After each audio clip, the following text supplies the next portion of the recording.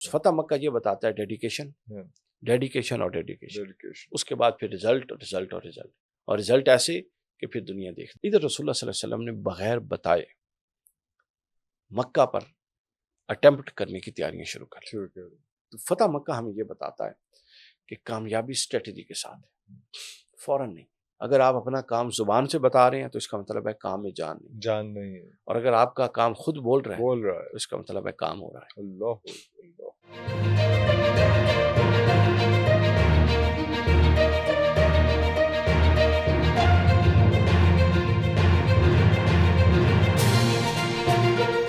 علی بھائی، اب وہ ساتیں آ گئیں جب اللہ تعالیٰ نے جو ہے وہ فتح مبین، فتح مکہ عطا فرمائی۔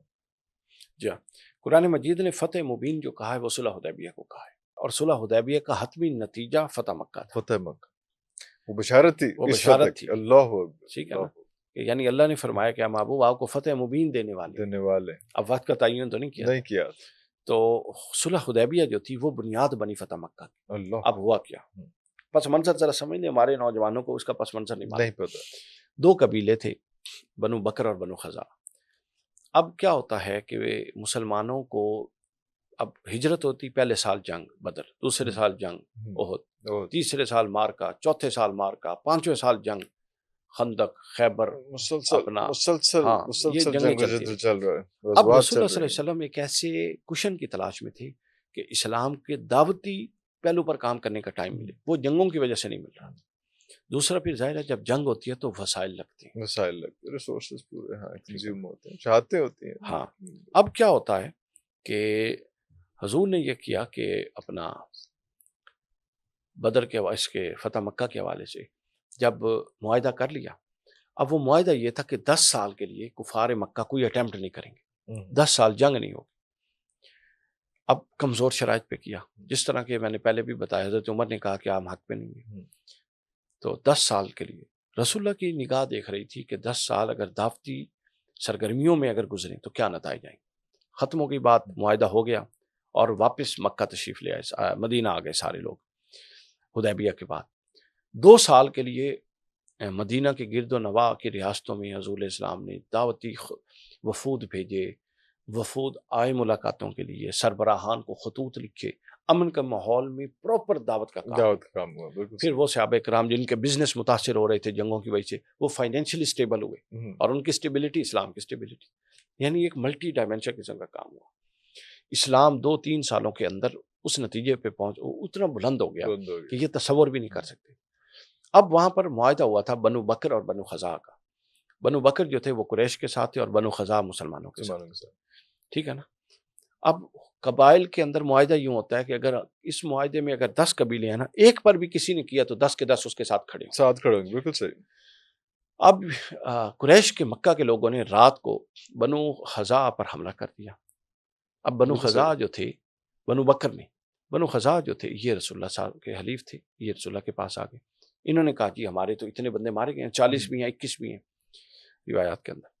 اب حضور نے ان کو بھیجا پیغام کہ یا تو بنو خزاع کے 40 بندوں کا خون بہا دو جو دیت ہوتی تھی، یا پھر صلح حدیبیہ، معاہدہ صلح ختم۔ اب وہاں گئے تو وہاں پر کچھ جذباتی لوگ بیٹھے تھے، ابو سفیان اس وقت وہاں پہ نہیں تھا، تو جذباتی لوگ تھے، نوجوان تھے قریش کے، اسلام کے خلاف۔ انہوں نے جب دیکھا کہ دوسری آفر یہ کر رہے ہیں، انہوں نے کہا جی معاہدہ ختم، چلو جی آگے چلو۔ معاہدہ ختم کر کے وہ واپس آگے، پیغام ہو گیا معاہدہ ختم۔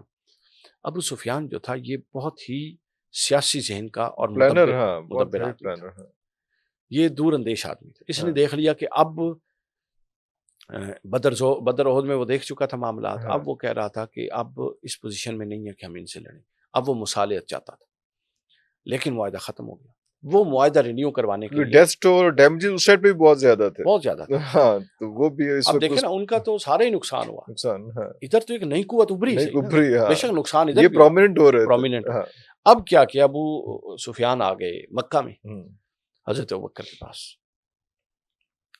اور غزوہ خندق بھی دیکھ چکا ہوا تھا کہ یار نہیں یہ اچھا۔ اب وہ آ گئے مکہ میں، حضرت ابوبکر کے پاس گئے کہ معاہدہ رینیو کرو، انہوں نے کہا جی میں تو کچھ نہیں کر سکتا۔ حضرت عمر کے پاس گئے، کچھ نہیں۔ حضرت علی کے پاس گئے، حضرت علی نے فرمایا میں تو کچھ نہیں کرتا. اپنی بیٹی کے گھر میں گئے جو اس وقت رسول اللہ کی زوجہ تھی، نکاح میں تھی، ام المومنین حضرت ام حبیبہ رضی اللہ تعالیٰ عنہ وسلام اللہ علیہ. جب وہ گھر آ کے بیٹھے تو بیٹی بھاگی اور انہوں نے وہ چٹائی کھینچ لی جو رسول اللہ کی تھی. باپ زمین پہ بیٹھا. ادھر نہیں بیٹھنا. اب وہ حیران، انہوں نے کہا جی یہ کیا بات ہے؟ انہوں نے کہا آپ باپ ہیں، یہ احترام اپنی جگہ، مگر یہ چٹائی رسول اللہ کی ہے اور آپ مشرک ہیں، تو اس پر کوئی کمپرومائز. وہ کہتے ہیں کہ یہ محمد کے پاس ایسا کیا ہے کہ میری بیٹی بھی مطلب اس طرح جو جس کے پاس جاتا ہوں وہ اس کے گن گا رہا ہے اور اس کو اس کے حصار میں شخصیت کے حصار میں مبتلا ہے. بات سننے کو تیار ناکام ہو کے واپس چلے گئے. واپس جا کے انہوں نے وہاں ڈانٹ ڈپٹ کی جن لوگوں نے معاہدہ کینسل کیا تھا. ادھر رسول اللہ صلی اللہ علیہ وسلم نے بغیر بتائے مکہ پر اٹیمپٹ کرنے کی تیاریاں شروع کر دی. چلتے چلتے چلتے 10,000 کسی کو نہیں معلوم تھا ہم نے کب نکلنا ہے، کس رات کو نکلنا ہے، کس دن کو نکلنا ہے، اور جب نکلنا ہے تو کہاں نکلنا ہے، لیکن تیاری کا حکم سب کو تھا. نکلتے ہیں جی یہ لوگ 10 رمضان کے قریب نکلتے ہیں اور یہ 20 رمضان کو وہاں پہنچتے ہیں اور 10,000 کا لشکر جرار ہوتا ہے. 10,000 آج بھی کہیں کھڑے ہوں تو نظر آتا ہے، اور اس دور میں تو 10,000 کئی ملکوں کی آبادی ہوتی تھی. اللہ 10,000 کا لشکر آتا ہے اور رسول اللہ صلی اللہ علیہ وسلم ان کی سربراہی کر رہے ہوتے ہیں اور پوری جاہ و جلال کے ساتھ آتے ہیں. اور حضور علیہ السلام نے اپنا آپ کے عجز کا عالم یہ ہوتا ہے کہ آپ نے جس اونٹنی پر سوار ہوتے ہیں آپ کی یہ جبین اس اونٹنی کی پشت پہ لگ رہی ہے. اللہ اکبر. یعنی کوئی تکبر نہیں. اللہ اکبر. اس کے بعد جب اندر مکہ میں داخل ہوتے ہیں تو اپنا ابو سفیان کہتا ہے حضرت عباس سے کہ دیکھو تمہارا بھتیجا بادشاہ بن گیا. پھول جاہ و جلال دے کے 10,000 کا. انہوں نے کہا کہ اے ابو سفیان آج پھر تو غلطی کر رہا ہے، یہ بادشاہت نہیں، یہ نبوت ہے، نبوت ہے، یہ نبوت کا جاہ و جلال ہے. حضور تشریف لاتے ہیں اور مکہ کے اندر سے بتوں کو اٹھا کے توڑ دیتے، ایک ایک بت کو پھینک دیتے. حضرت علی ساتھ ہیں اور یہ بتوں کی جناب وہ شامت آئی ہوئی ہے، بت ٹوٹے جا رہے ہیں. اور جب سارے بت توڑ دیے پھر حضور خطبہ فرماتے ہیں فتح مکہ کا، اور ہر بندہ پریشان ہے کہ ہم نے تو ان کے ساتھ کیا کر کے ان کو نکالا ہوا ہے. آج پھر خون کی ندیاں بہیں گی، اب خون کی ندیاں بہیں گی اور ہمیں کیا بنے. تو حضور نے پوچھا کہ مجھ سے کس سلوک کی امید رکھتے ہیں؟ انہوں نے کہا آپ اخو کریم، ہمارا آپ کے والد بھی کریم تھے عبداللہ، اور آپ بھی کریم ہیں، ہم تو آپ سے اچھی امید رکھتے ہیں. حضور نے فرمایا کہ آج کسی پر کوئی بار نہیں ہے، ٹھیک ہے نا، لا تثریب علیکم اليوم، تم سب آزاد ہو، ٹھیک ہے، اور تم سب کو معافی عام معافی ہے. حتیٰ کہ جس کو ہمارے ہاں لوگ نا فضیلت بیان کرتے ہیں، وہ فضیلت نہیں ہے، وہ ایک تمثیل ہے. جو ابو سفیان کے گھر میں بھی داخل ہو گیا وہ امان پا جائے گا. مراد یہ کہ جو میرے بدترین دشمن کے گھر میں بھی کھڑا ہے وہ بھی امین ہے. تلوار صرف اس کے خلاف اٹھے گی جو ہم سے لڑنے آئے گا، جو نہیں لڑنے آئے گا ہم کسی سے نہیں لڑیں گے، ہم کسی سے نہیں لڑیں گے. امان عام نامہ ہو گیا، معافی ہو گئی، عام معافی ہو گئی. اور پھر حضور نے فرمایا کہ جاہلیت کی سب رسمیں اور جاہلیت کے سب قتل میرے پاؤں کے نیچے ہیں، اور سب سے پہلے میں اپنے چچا حمزہ کے قاتل کو معاف کر.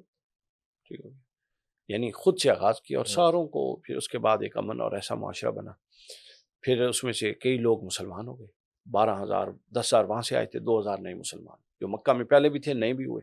پھر کچھ اس میں سے طلقاء تھے جو سردار تھے، ان کی گردن نہیں ماری، ان کو نکال چھوڑ دیا کہ فَاذْهَبُوا أَنْتُمُ الطُّلَقَاء، جاؤ تم آزاد ہو، آزاد کر دیا، اختیار دے دیا. ایمان قبول کرنا چاہیں تو کر لیں، نہ کرنا چاہیں تو چھوڑ دیں. ان میں سے کئیوں نے اسلام قبول کر لیا، کئی چلے گئے. تو یہ وہ عفو درگزر کی مثال تھی.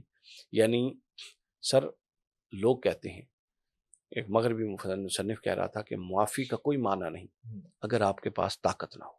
اللہ بغیر طاقت کے معافی کا کوئی معنی نہیں، وہ مجبوری ہے، وہ مجبوری ہے، وہ صبر ہے. کنٹرول ہی نہیں جب آپ کے پاس، جب چیزوں کا کنٹرول آ چکا ہوا ہے اور آپ ہر قسم کی حرکت کر سکتے ہیں اس وقت اگر آپ. اور تاریخ انسانیت میں وہ کہتا ہے کہ اگر کوئی معافی جس کو معافی ٹرو سینس کہہ سکتے ہیں وہ یہ معافی تھی جو محمد رسول اللہ نے فتح مکہ کے دن دی تھی. اللہ کہ اگر وہ چاہتے تو مکہ کے اندر کوئی مرد اور کوئی عورت بھی سلامت نہ رہتی، لیکن انہوں نے ایک مرد اور ایک عورت کو بھی اس کے بال کو بھی پیگا نہیں ہونے دیا اور ان کی حفاظت کی.